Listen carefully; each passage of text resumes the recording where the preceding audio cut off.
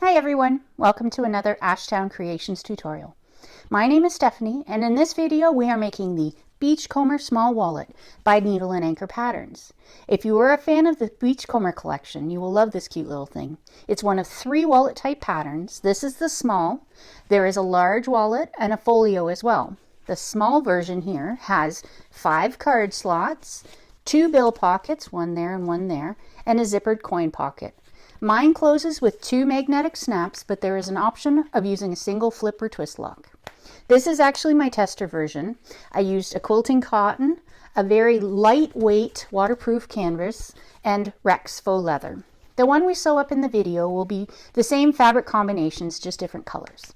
I will add links to the pattern and all of the materials in the description box below. I will also list the timestamps so you can jump to the section you need. If you like this video, please give it a thumbs up. Don't forget to subscribe to my channel and select the notification bell to be notified when new content is available.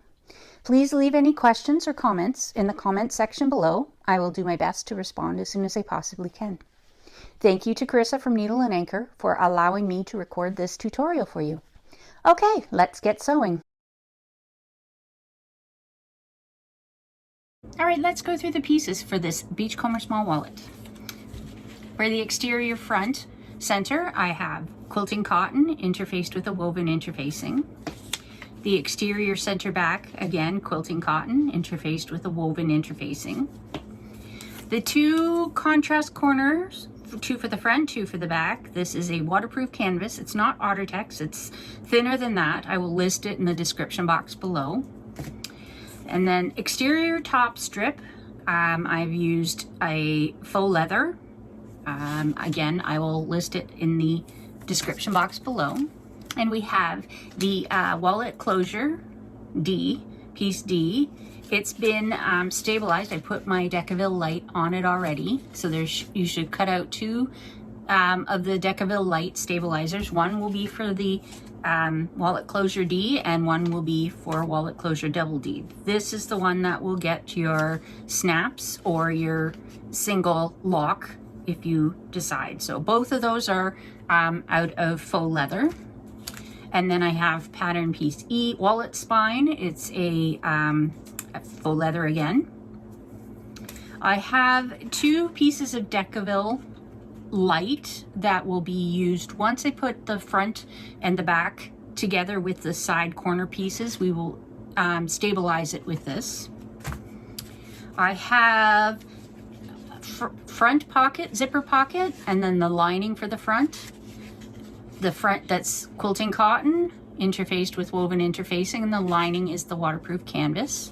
And then I have the same, a longer piece of quilting cotton interfaced with woven and waterproof canvas for the back of the zipper pocket. I have the main lining, or the main lining piece, waterproof canvas, and then there are 2 side lining panels on top here, and I've done both of those in waterproof canvas as well. So on my original wallet I did waterproof canvas for the card slots. I thought it was a little big, but when I finished the wallet everything looks good. So I'm going to try this again with the waterproof canvas. So I got a long strip of it. It doesn't iron very well, so hopefully I can crease it with bone folder or my nail. And I may end up having to, there's some Decaville light strips for the card slots.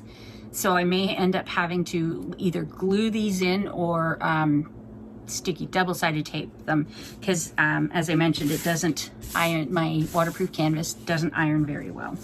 So I tried ironing it and it kind of went weird in the center here. So anyways, those are the pattern pieces. Oh yeah, so there's 6 pieces for the card slots.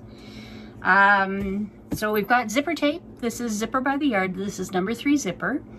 And I've got a slider to go with it, and I have chosen a flat-ended slider so that it doesn't create any bulk. I have 2 it is 18mm slim magnets. for the top, for the closure. And I'll also be adding, I have some woven fabric labels I will be adding to the inside of the pocket, or inside on the bottom card slot right there. So let's get making this wallet.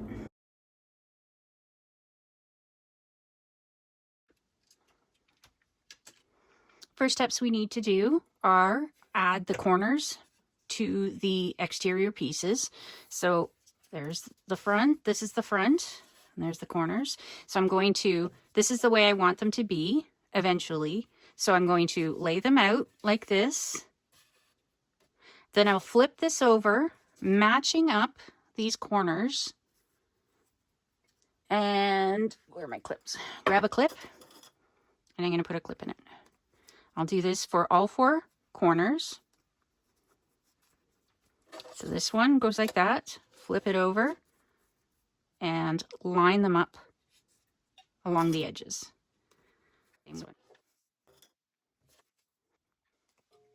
Now we're going to sew these with the seam allowance stated in the pattern. Basically, it will be going from this point to this point, from there to there, on each of the corner pieces. So I'm going to fast forward through these, and I'll chain stitch them.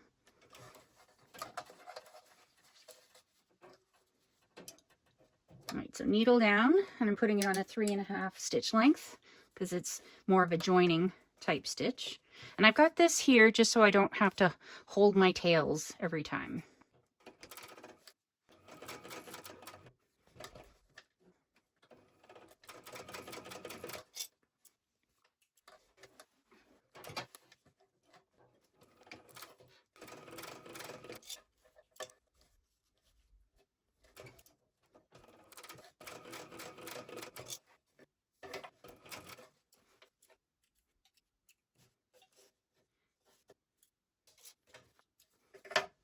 All right, remember to backstitch at the beginning and the end of your seam. So now we are going to take this whole thing and fold it down. So we want the seam allowance to be down towards the main body panel. So I'm going to press it away, finger press it away, and then I'm going to top stitch all the way along, all 4 of them, with an 1/8 of an inch seam allowance. So I'm going to turn it, set it to, I've got a number 5 stitch length. So I'll set it to that. I'll do all of them, and then we'll be ready to set these aside.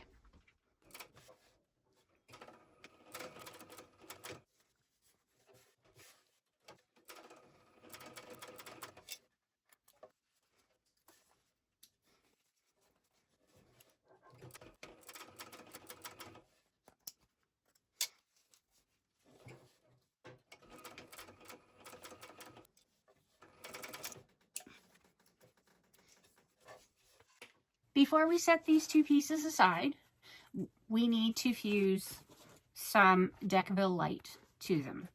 So I've got the 2 pieces here. I'm going to start with the front center piece. I want it centered at least top to bottom in this. So I'm going to measure up about 3/8 of an inch up from the bottom. And I'm just going to put a little mark. And then I'm going to do the same from the top. I'm going to use the shortest. Mine's not even across the top here. Sticks up a little bit. So I'm going to measure from the shorter of the edges.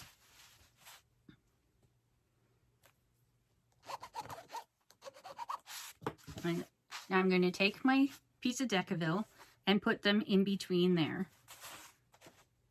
And I've got about almost a little less than a 1/2 inch on either side. So yes. Centered. Where's the line? Centered on the piece. So put that down. I'm going to grab a pressing cloth because my waterproof canvas doesn't like heat very much, and I don't like ironing Decaville on its own. So I'm going to be using this pressing cloth. Give it some steam, and hopefully it doesn't move. peel it back, check it. Yep, that looks like it's hasn't moved. It's in the right location, so I'll just give it a little bit more to make sure that the Decavilla has adhered.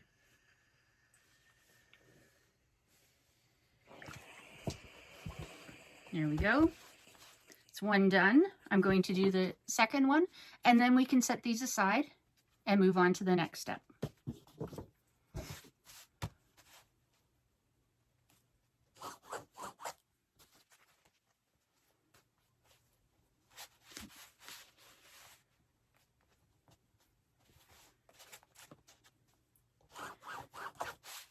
This one ended up being more like a 1/2 inch up.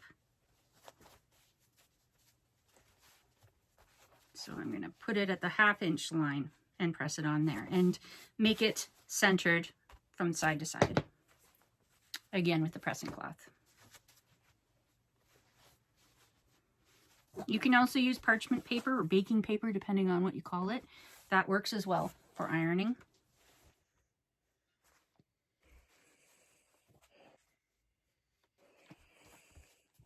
And there we have both pieces fused. Set them aside and we'll move on to the next step. All right, in the next step, we are going to be preparing the card slots. So as I said, my waterproof canvas does not like to be ironed, so I'm going to try to do this and crease it by hand. I have marked on the right side. So with my pattern, my piece right side up, I marked one end as the bottom, and then I've marked all the way up at a few different points according to what is in the pattern. I'm not giving out the dimensions here. I've already marked them, and you want to make sure that you put your marks. Can I get this in the picture? Mark in the seam allowance, so within the 1/4 inch seam allowance on the side. Just some little ticks. So starting at the bottom, I'm going to pinch on the first set of marks, flip it over.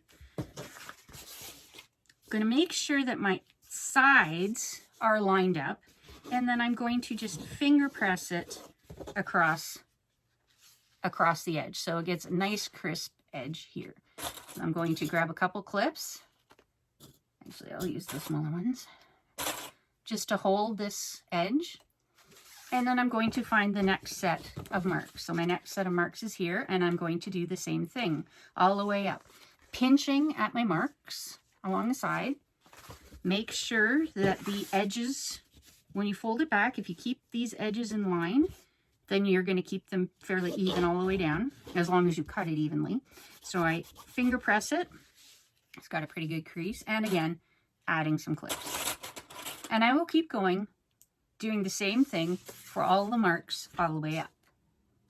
And then we'll move on to the next step.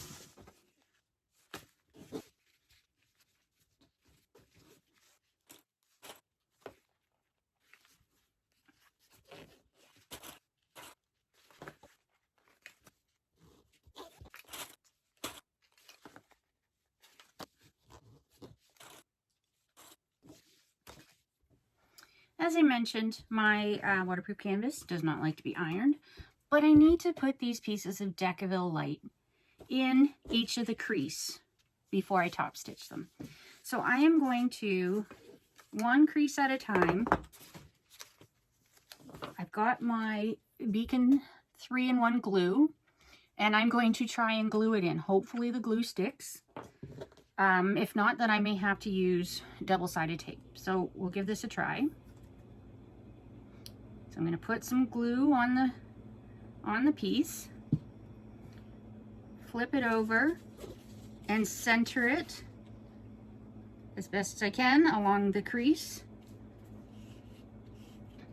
and then fold the crease back again, putting a couple clips in it. Actually, I'm going to put my longer clips because they'll hold it flat. So there we go. I'm going to continue to do that for each of the folds.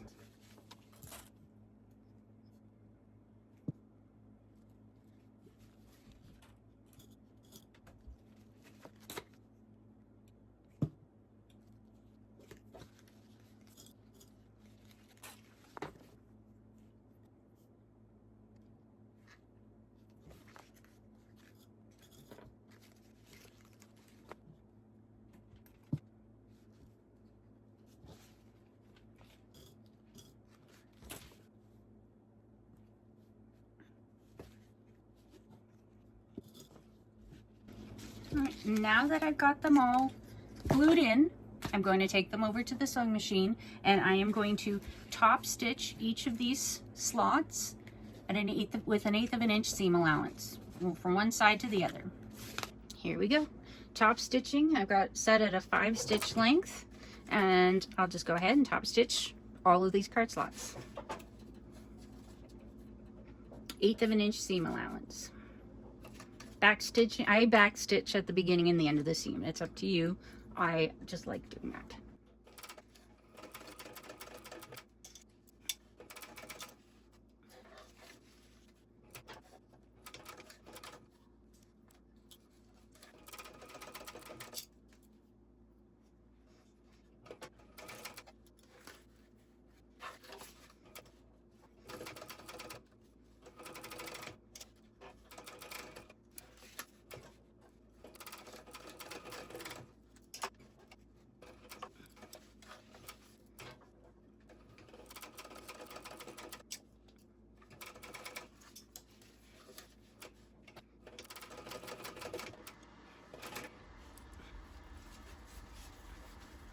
All right, so we've got everything all top stitched. I went ahead and added my woven label to the first card slot.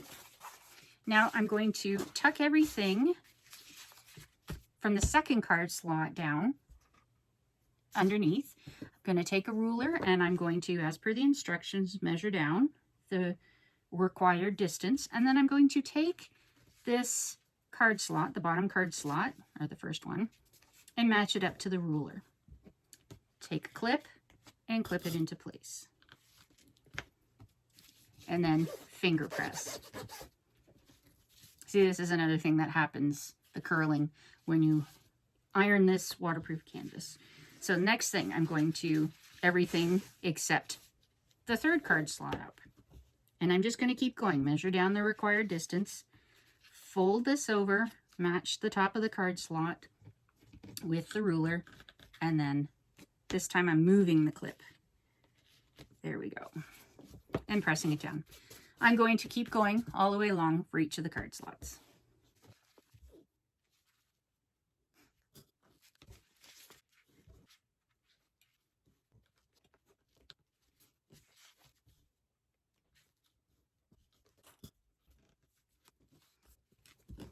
And there we go.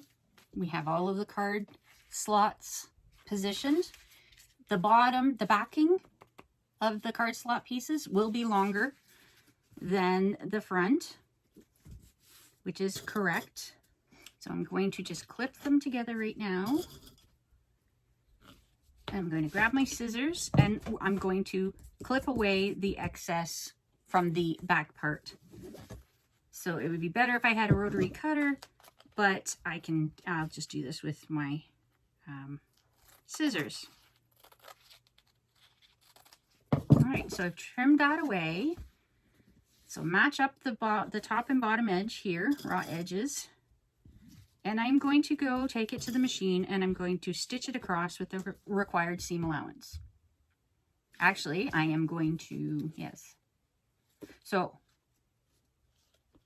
going to unclip the back part because we actually want to have them right sized together. So, in my first wallet that I did, I actually glued the these different layers together. So if you want to make sure they stay together, you can glue them together. I'm just going to try the clipping, but I want to make sure that I don't have this back part all clipped in. But I also don't want to lose the folds on my card slots.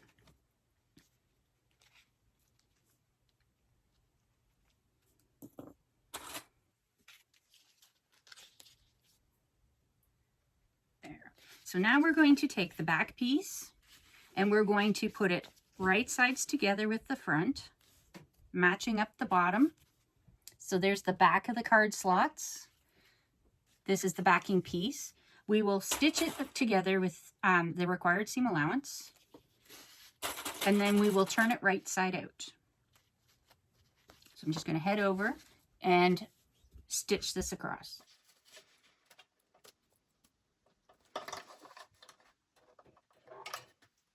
Make sure you have it on a joining stitch. Mine's 3.5, and back stitch at the beginning and the end of the seam.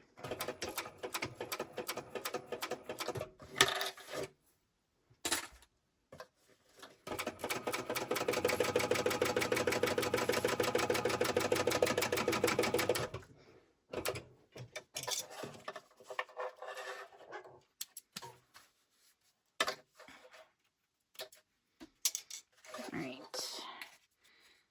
going to carefully turn it right side out, trying not to lose my pleats. Okay, I'm gonna have to take these off.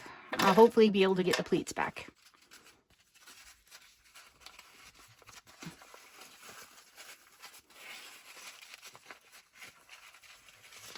All right, there we go. We got it right side out. I'm just going to finger press this edge.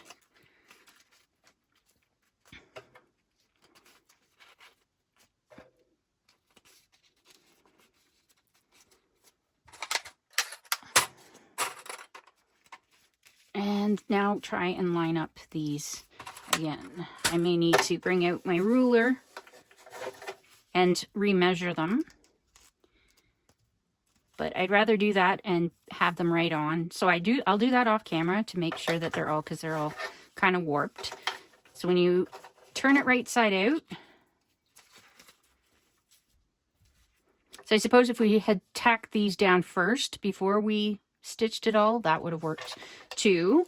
I'm going to go fix these and then we'll be right back.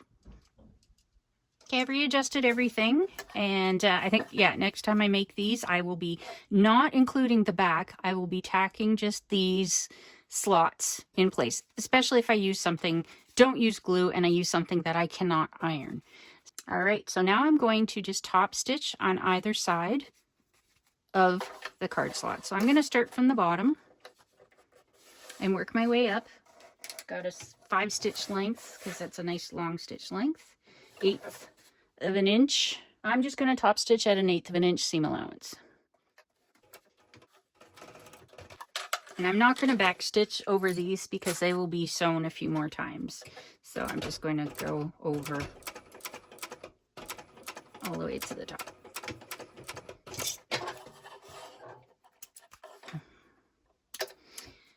So I've got a lot of these little fuzzies from the waterproof canvas. I'm just going to melt them down. I also should trim and melt my ends.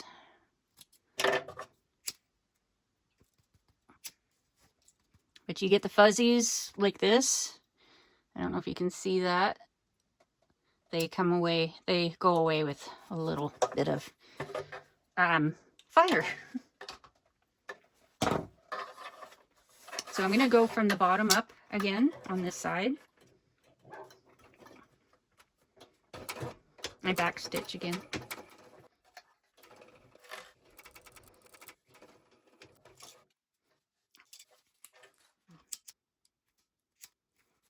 All right, there we have completed card slots.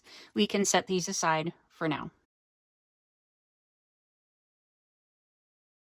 Moving on to the zipper pocket, we have 2 front pieces, exterior and lining, and 2 zipper back pieces, exterior and lining. So I'm going to start with the front. I'm going to take the front piece, put it right side up. I have zipper tape. I'm not putting my slider on until pretty much the end. So I'm going to put that right sides together, so right side down with the exterior piece, and I'm going to clip them. And I'm going to baste it at 1/8 of an inch seam allowance. You can go put them both together if you don't, if it doesn't slip, but this is pretty slippery stuff and I prefer to baste and then do my stitch, final, sew the lining part on. Anyways, I'm going to baste everything down because that's the way I prefer to do it. You don't have to do that, it's an extra step. So I'm going to leave it at a 5 stitch length, and I am going to back stitch.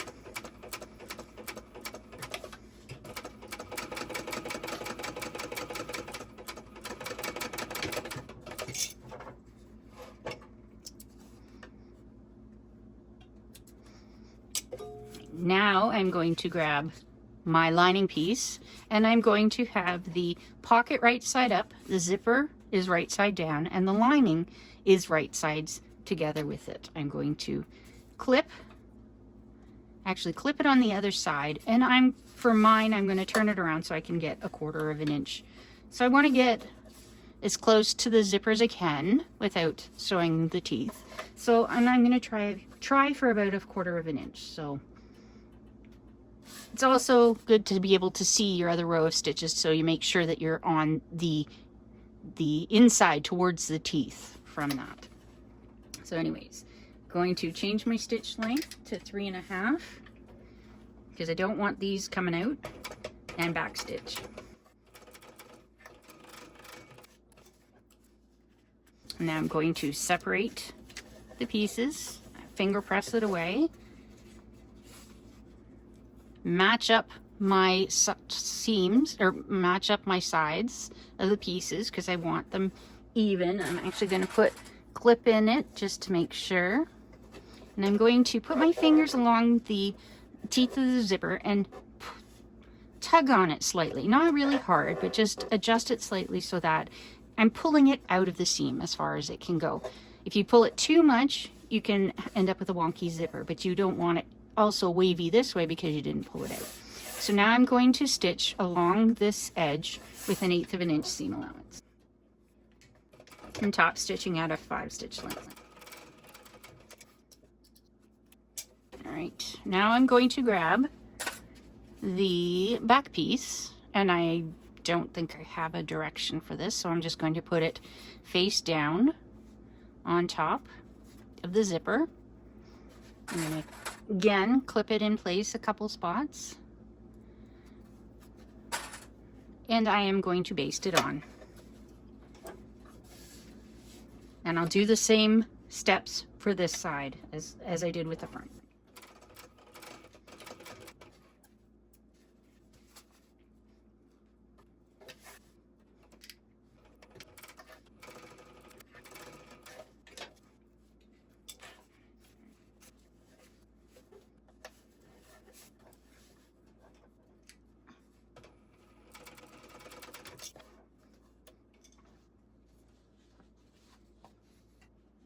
Now we want to take the pieces and we want to put it so that the zipper is face out and the front parts face out, and we want to roll the back, the back part of the pocket so that there is approximately 1/2 inch up from the zipper, up top, like that. That's approximately 1/2 inch. So I'm just going to clip it into place, and I want to make sure everything is lined up along the sides.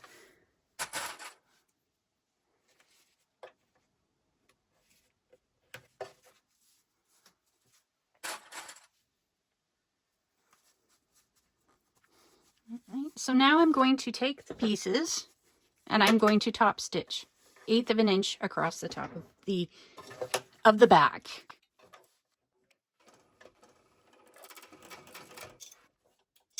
Now your piece should look like this.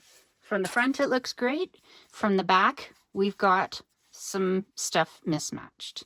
So we need to cut some off.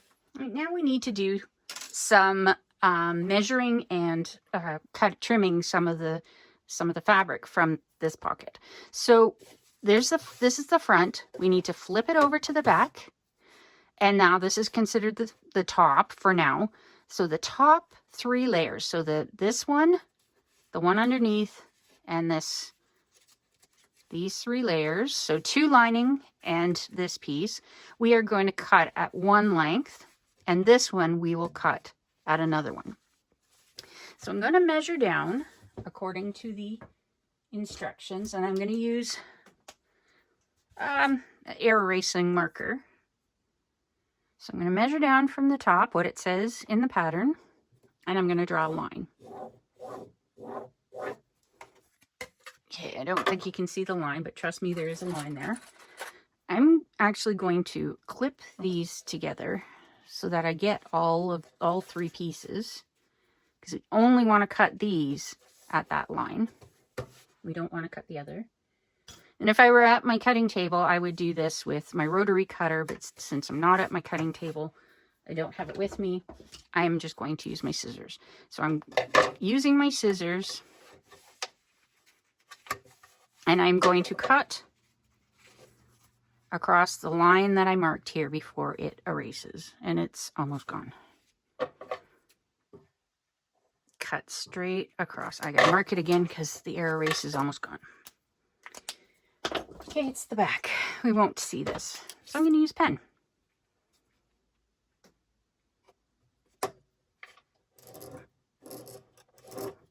Okay. Marked on the back side. That's the top 3 layers we're going to cut.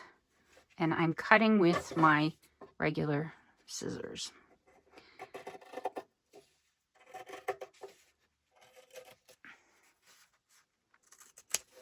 All right, so top 3 layers, cut at that line. Then we need to measure up the bottom. All right, so I cut those. Now I'm going to flip it over. And it says that the front one needs to be so much longer than the back one. So I'm just going to put it down where, you know, add the extra amount on, and I'm going to mark a line on the fabric. I'm going to take it and only cut that off of the very front piece.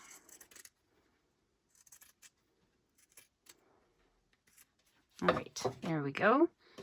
All right, so now we need to stitch across these pieces. And so I'm going to just stitch across them to, like with 1/8 of an inch seam allowance, just to tack them, hold them together. I guess baste them. All right, so now I need to measure up from the bottom. I have to leave a tiny gap because we're going to mark a line, so I need to leave about that much of a gap all the way along. And I've marked a line. Now I'm going to grab a little, I have this really tiny double-sided tape, and I'm going to run double-sided tape all along the bottom here.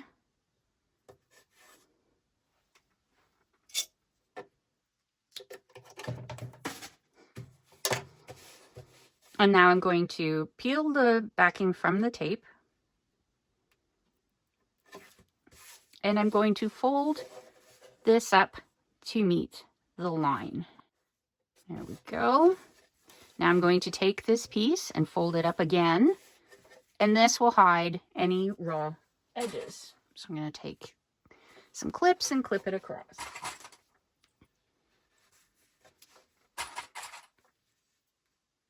The last thing I'm going to do before we set this aside is grab my, where did it go? Grab my zipper slider. I like my zipper to open this way.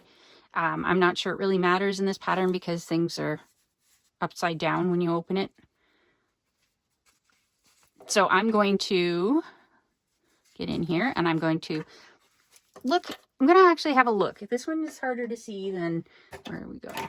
Than a number 5 zipper, but you still can see it. So on here, I'm looking at the zipper teeth. And this coil on this tooth is higher than this tooth. So when I separate it and I put my slider back on, I want to make sure that this tooth starts first because we know that keeps it straight. So I'm going to pop this open, slide it on this one first. I find number 3 zippers are a little harder to put on than 5s, but we'll get it. And then push on the bottom of it, pop it on. May have to adjust. Felt a little pop. We'll see if it's going to go. And then pull. And actually, I got it a little too far. So this side's bulging a little more than this side. So I'm going to pull it off again. Well, not all the way off. Just to back it up a bit. And then try it again.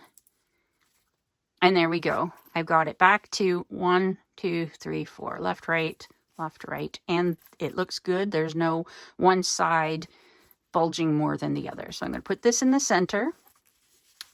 And we are done with the zippered coin pocket. For now, we can set this aside. All right, so the next thing we're going to be working on is the spine of the wallet. Let's see if I can get this to show. So at the bottom of the wallet, there is a spine. So we need to prepare that piece. So I've got my piece here. There's measurements in the pattern that you need to mark a certain distance away from each side. Draw a line. So you'll have 2 lines with a center space.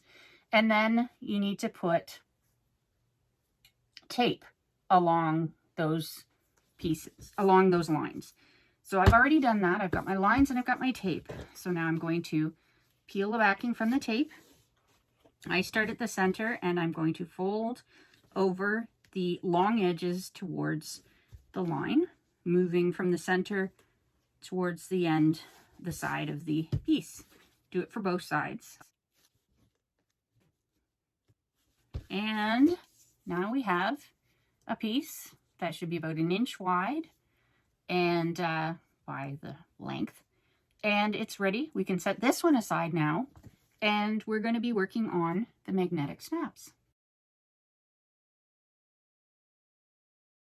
All right, now it's time. We're going to add the magnets. So on my, what's this, exterior wallet closure double D. So wallet closure double D piece, it has marks for where you're to place the snaps and for the exterior piece. There's also one where to mark it. One has extra stabilizer and the other one doesn't.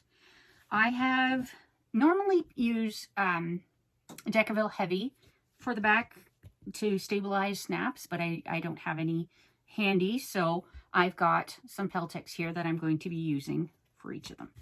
So I'm going to take one of the washers, place it over the dot where the mark where the pattern says to place the snap, put it centered there, and I'm going to mark on either side. And I'll do this for all 4 placement marks.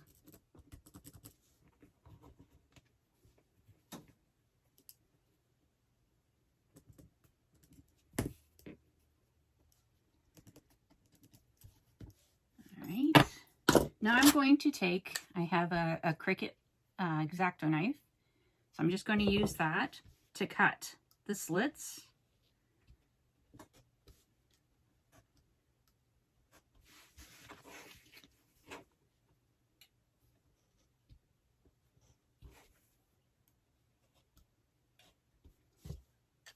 Now I'm going to grab, pull apart my magnets. They're pretty strong magnets. So we've got male and female piece. So this is the male part, the more flat with a little sticky out. And this is the female piece with the more inny part. Anyways, so now we're going to install them as per the general magnetic snap installation, and we want to put the male one, so I've got the 2 male there, we want to put that on the back exterior panel, so the rectangle one. So I'm going to find the holes and pop the magnet on. I'm going to take a piece of my Peltex. I just push it down lightly, see the marks, and then cut a couple slits. Put the piece on, grab a washer, and press it out to the sides. I need something to help me with that. There we go. I find these very stiff. Use the table to help too. There we go. So that's one in. I'm going to go ahead and do this exact same process for the male on the other side and the 2 females for this front piece.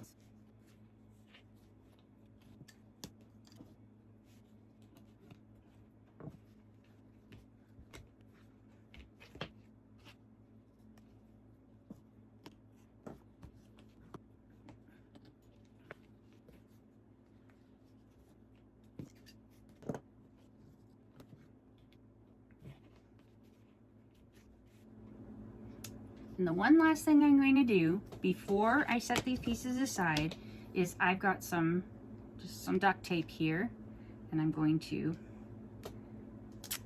take a bit, put a piece over top of each of the backs so that it doesn't cut through the piece behind it. So the snaps get quite a bit of wear and tear, and we don't want them to wear through the piece, because there's a flat piece well, I guess it's a lining piece that'll be on the back of this, and we don't want it to wear through the lining, just as there's another flat piece that goes across the back of this, and we don't want it to wear through the flat piece. So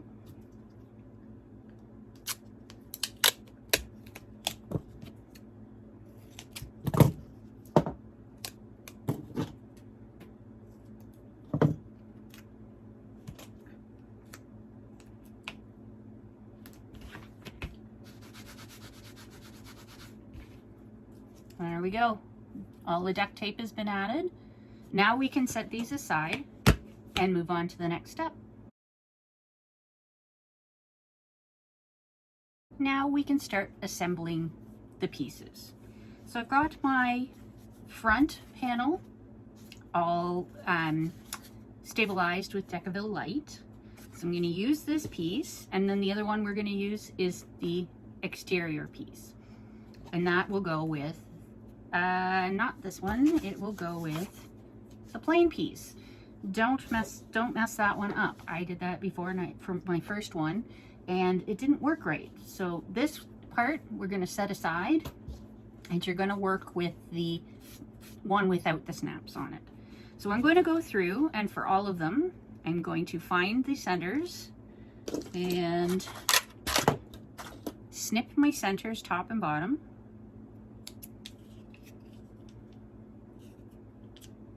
Of all of the pieces, well, of these pieces, top and bottom, and this one, I'm going to just do the top. So top and bottom on this one.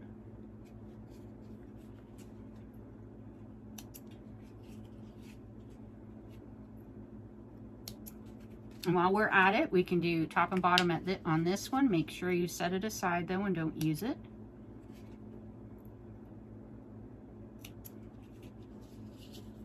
And the center on this. All right, so we're going to start with the front piece. We want to take the exterior, the rectangle piece, exterior with the magnets on it, finding the centers, match the centers face down across. Actually, I'm going to flip it the other way. I have a little snip in here in this. I'm hoping I can hide it in the exterior seam allowance. So I'm going to put a clip in the center, and then I'm going to clip out to the side. I do the centers on this because, as you can see, it's a little bit longer than the exterior front piece. I find when I piece things together like this, I usually end up with them different sizes. So got one done. I'm going to set it aside because we're going to stitch these together. Take the other one, find the center, match the centers, put a clip in it, same as before.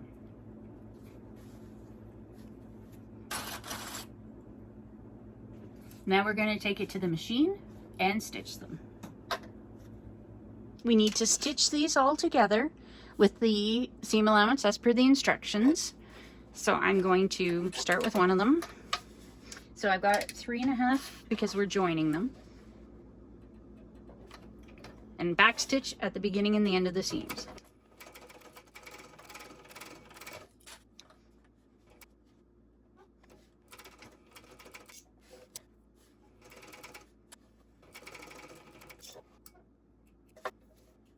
Now we're going to grab some scissors, and we are going to trim only the exterior piece. We're not going to trim the inside, the fabric-y or the waterproof canvas piece, only in my case, the faux leather piece. So we're going to trim back on that, both of them.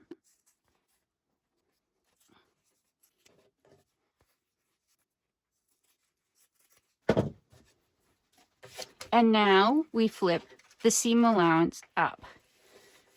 So it goes up towards the exterior pieces. Okay, and we're going to top stitch that, and I'm going to have to do it this way. I'm going to top stitch it 1/8 of an inch seam allowance. I need to turn it around because the magnet's going to be in the way of my presser foot. So there we go. And I will again be back stitching at the beginning. So 5 stitch length, the beginning and the end of the seam. Just one. And I'll do the same again for this one. All right.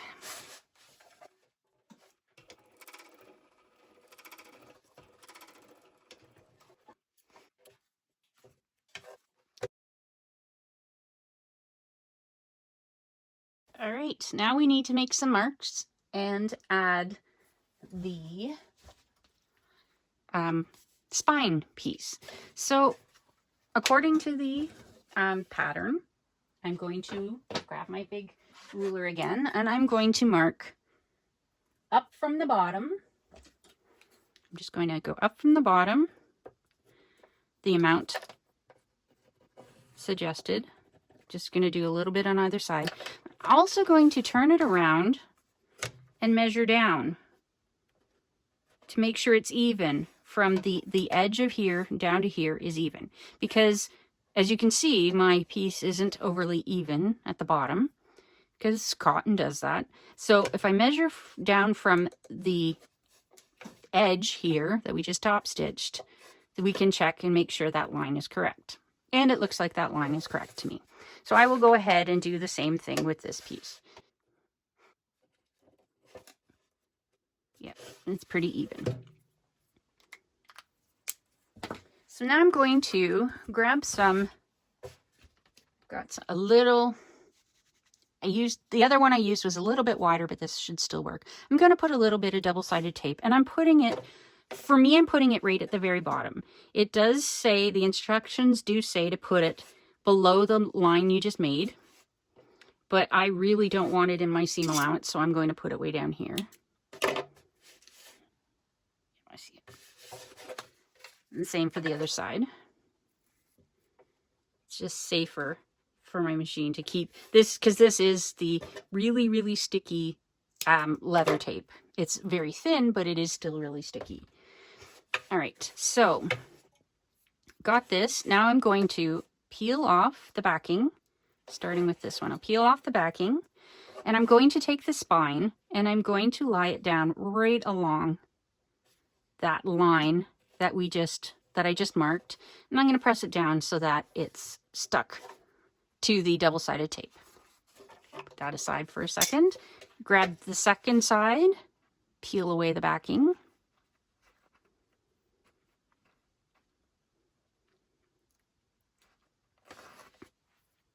And again, trying to match up the spine with the lines that we just drew. If I can see that one. Okay. There we go. All right, got the spine on. And now we're going to top stitch on either side of this spine piece. So I'm still on my 5 stitch length. Needle down. I'm going to back stitch at the beginning and the end and do both sides.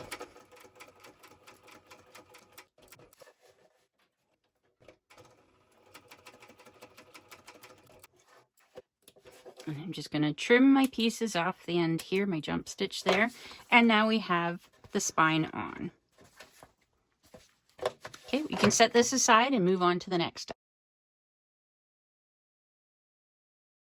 Moving on to the lining panel, I have taken my lining piece and it asked was to put marks up certain distance from the end just in the seam allowances. So I've got 2 little white marks there and 2 little white marks there.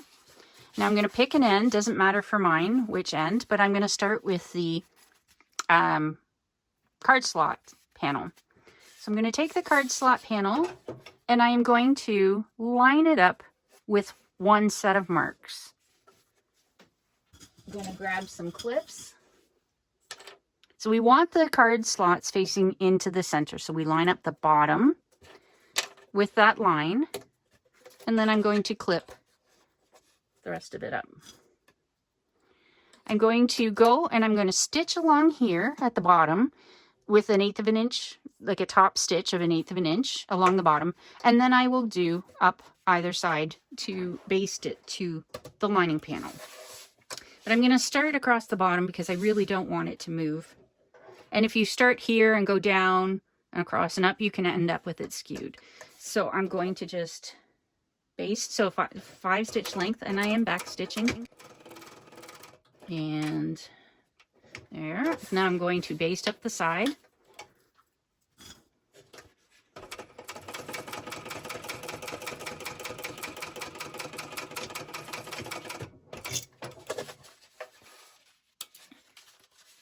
Trim off my tails, and then I'm going to come up this side. I'm going to start from the bottom, 1/8 of an inch, and baste it up this side as well.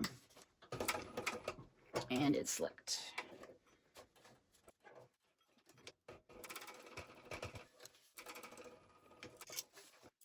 Really do like the look of this waterproof canvas for the lining of this wallet. I'm not sure it is the best thing to use. Cotton would probably be better. It does sound like I've got a dull needle, but it shouldn't be dull. I just put a brand new one in when we started this, right before I started this project. So it hasn't even worked on any other projects. So, all right, so I'm cleaning up the sides, threads. So we got that one on. Now I'm going to flip it around. I am going to grab my zipper pocket piece, line the bottom up with the lines, grab a few of these clips. So line up with my marks along the bottom. I'm going to clip it into place. Actually, I'm going to see if I can do a couple of these.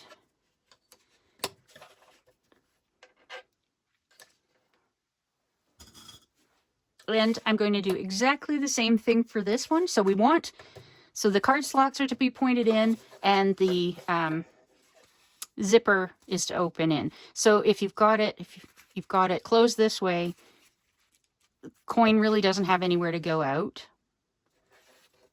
I suppose it'll fall out either way, but this one's a little bit more secure. You want both of them closing to the inside of the wallet. So I'm just going to do the same as I did on the other one, and top stitch along the bottom, base stitch along the sides.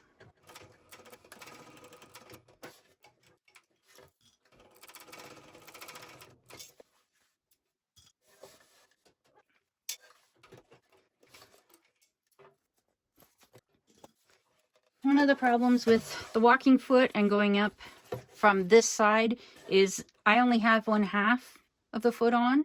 So this is the one that helps pull it through, and it's not helping pull it through because it's all the fabrics on this side. So I'm going to just flip it over. I still want to come up from the bottom, and I still only want to do 1/8 of an inch. So I'm just going to do it from this side and back. So now it can pull it through evenly. And I just have to feel for the end of the pocket right there.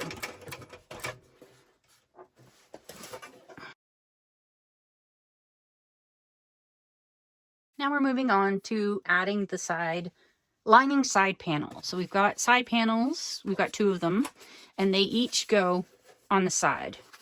So I'm going to start at one end, matching up the end. I'm going to put a clip on the end so it doesn't move sideways, and then I'm going to start clipping all the way up to the other end. And it should be about the same length, but it may shrink up depending on how well you did your stitching. I'm off a little bit, so it's not too bad. So I'm just going to clip it, Now I'm going to go to the other side and do the same thing. So I've got a little bit of overhang here. I'm going to try and line it up. Make sure I got the right side down. One side's a little shinier than the other. And I'm going to lie it down and try and keep it in line with what's underneath, not what's on top. So clipping the end will help keep it in line. Then I'm going to clip up.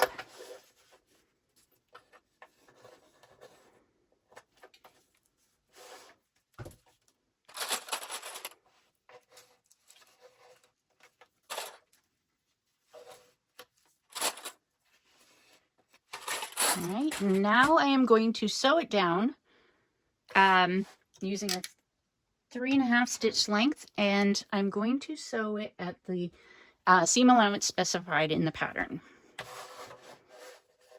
Move that over a bit and back stitch at the beginning and the end of the seam like all the other ones, and I'll go up one side and then back the other one.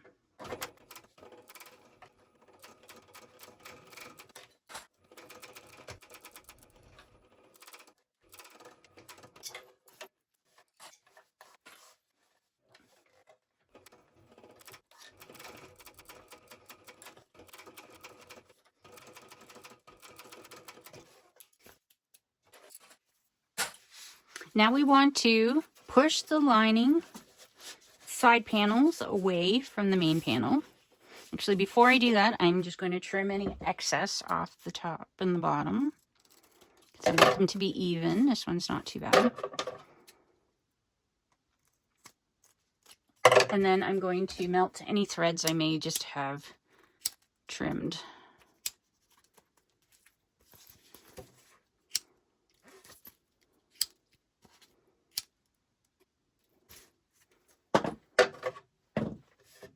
Now I'm going to push the side lining side panels away from the main, and I am going to put a clip in this end and put a clip in the other end just to hold it open while I do the other side.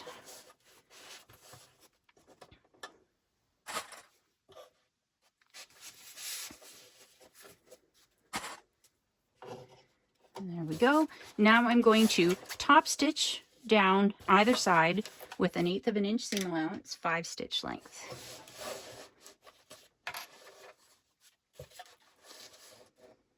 And we want to have the seam allowance going toward the lining panels.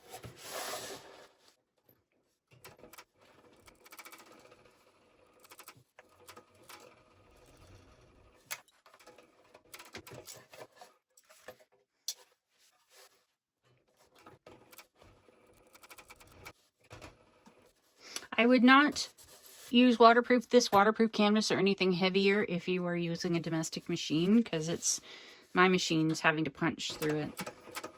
I think it dulls needles very quickly. And it's very slippery. All right, so we've got both sides done. The next thing that needs to happen, we will be putting this last exterior piece with the magnets on. But before we do that, we have to make sure that this is a certain measurement across. It says in the pattern. I've actually gone and I've trimmed it equally from both sides. So I've taken exactly the same amount off of either side to make it the width it's supposed to be. I did that at my cutting table with my rotary cutter and ruler because I wanted a nice straight line. So anyways, as I said, I've done that already. You may need to make sure this is the right width before you continue. Mine might be a little bit off, but whatever. We'll make it work. So now I am going to, I found the center for this, and I have the center for this. I'm going to match the centers, snips, and clip, and then clip out to either side. I'm going to stitch this on 3.5 stitch length at the required seam allowance, and then I will be top stitching it once I'm done. So trimming off a bit, folding it up, and top stitching it.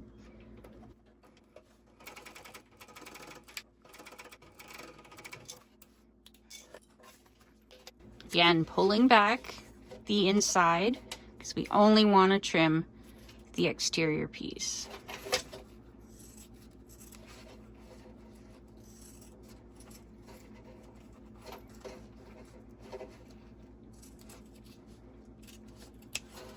There we go. And now we want to seam allowance going up towards the exterior piece. And again, I am going to top stitch it, 1/8 of an inch seam allowance and a 5 stitch length. And I'm making sure that everything stays going up towards the exterior piece with my thumb, and I can feel it with my fingers.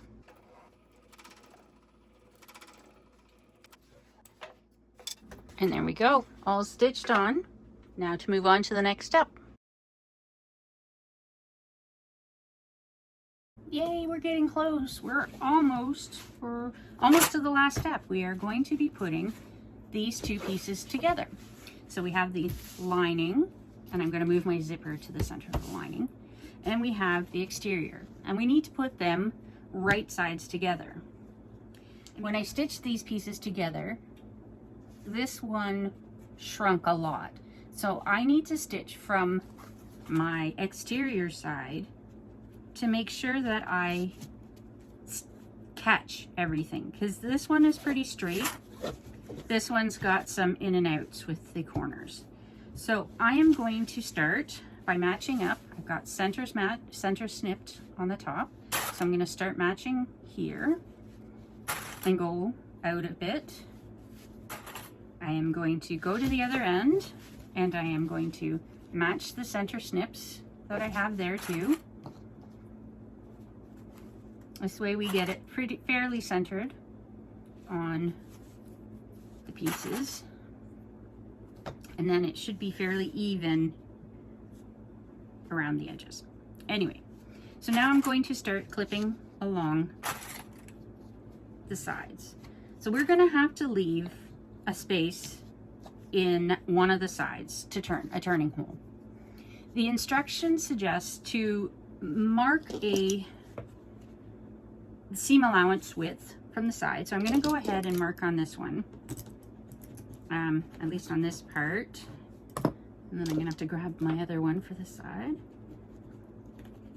the seam allowance, so that when we're sewing up to these spots on either side of the open hole, of the turning hole, we get a nice even seam allowance.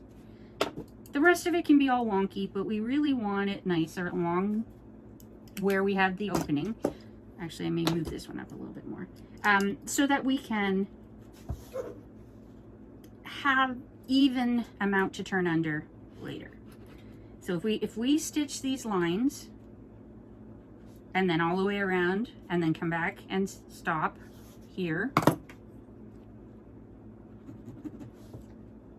then we should have a nice 3/8 of an inch seam allowance in here. It will turn a little nicer, and it will be a little less obvious where the seam is.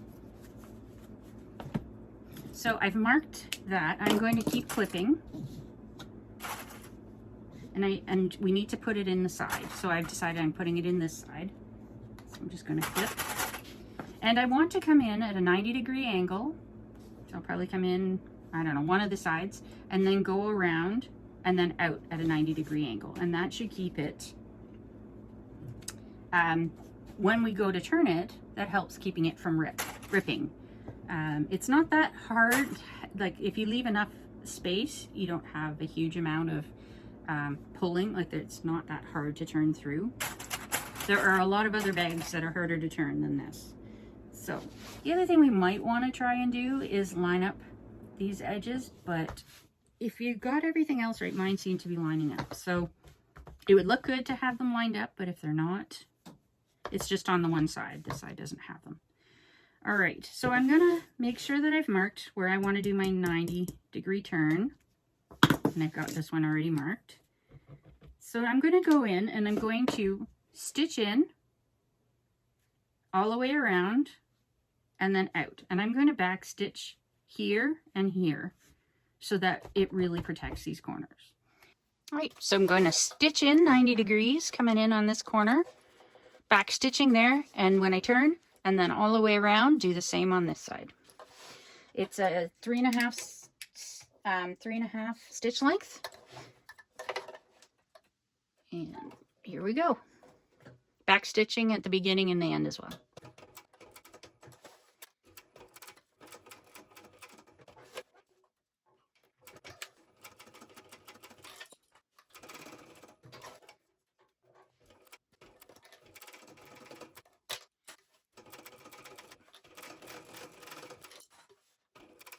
So I'm having problems getting up this hump. So I've got a piece of fabric that came, well, a bunch of fabrics that came with my machine. I'm just going to put one of the stiffer ones behind the foot. And this works kind of like a hump jumper. So you don't really have to buy one. Just roll up some fabric or use scraps or something, and it will help you get over the hump. So also, while we're on it, go slowly around the corner so you get a nice smooth corner.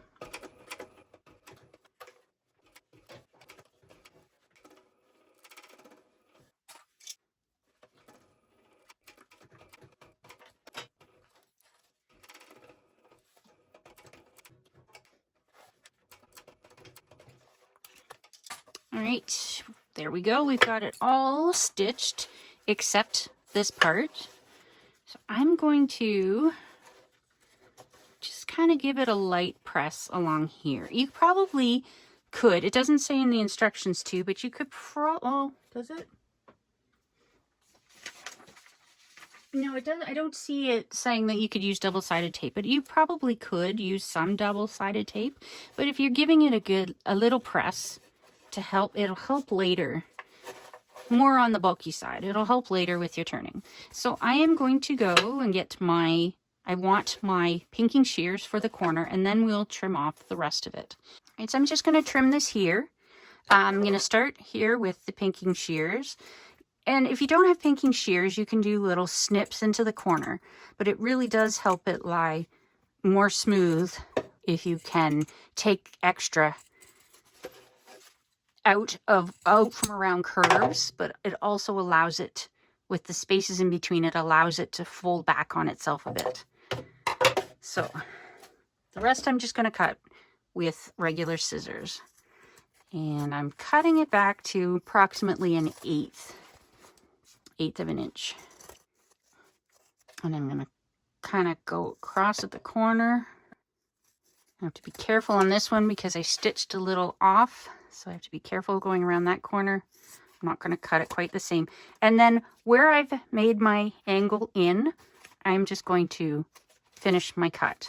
So here I'm going to kind of angle it in. That's where we started. And then cut up to that. There we go.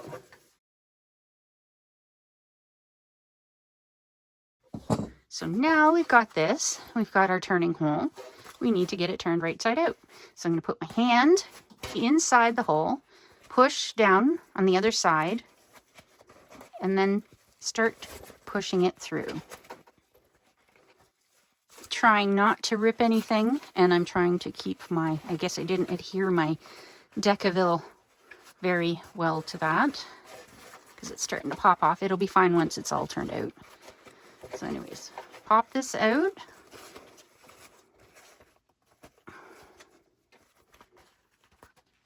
And now I'm going to I'm just going to for now use the end of my fairly blunt end of my scissors.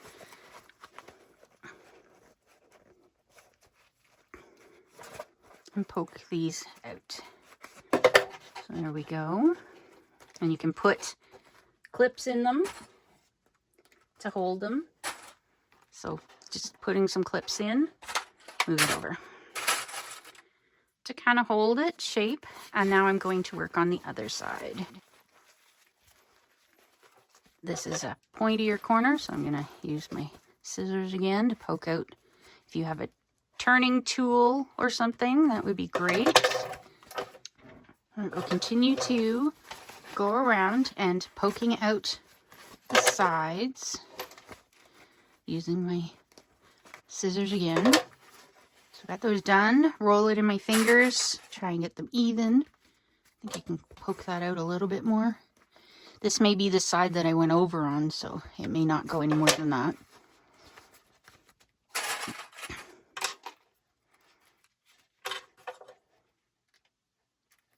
All right, and the sides, do the same thing all the way around, and then we'll work on closing up this hole, and then we'll move on to top stitching.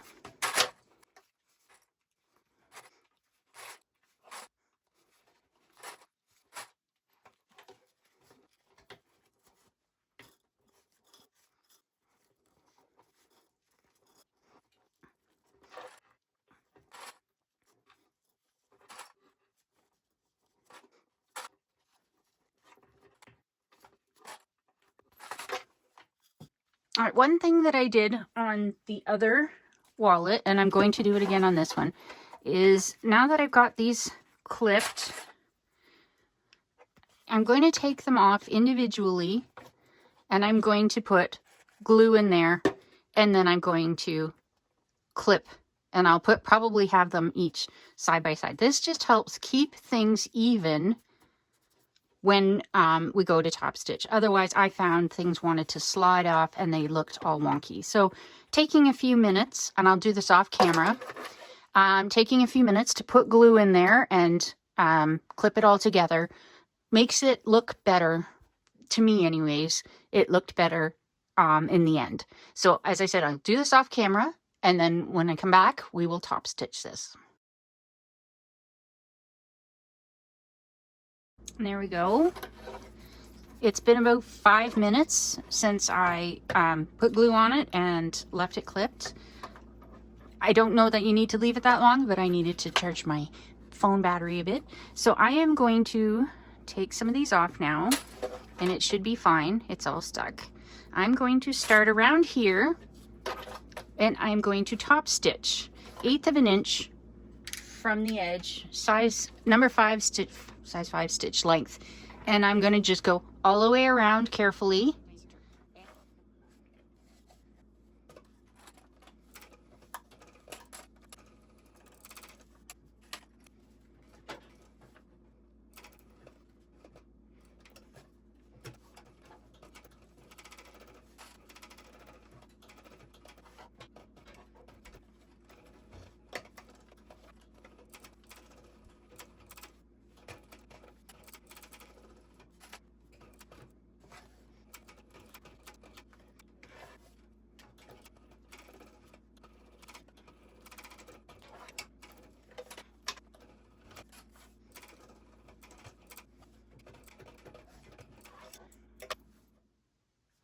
All right, all done. I was going to show how to nest the threads, but I didn't end up doing that. I actually ripped out this side and redid it because it was all over the place.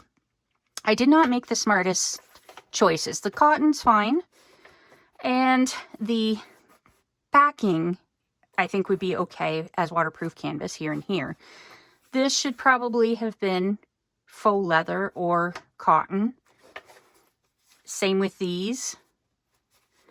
And this, my faux leather is quite squishy, so it didn't sew up as nicely. This one sewed up really nicely. I got some nice edges on it. This is the Rex faux leather, and this was, I'm not sure where I got this one from.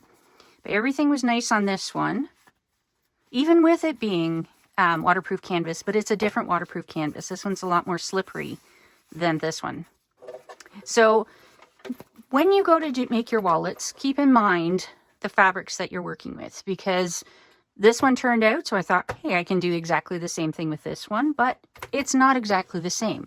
This is a lot squishier than the Rex faux leather, and like I said, this is a lot more slippery than this. This one's a lot more slippery than this one. So that is how you put it together. Just be mindful of the fabrics you choose. It is still a really cute wallet. It does have some issues, so I'll probably be putting it in my clearance bin. But the other one worked out just nice. There you have it. We've got 2 Beachcomber small wallets.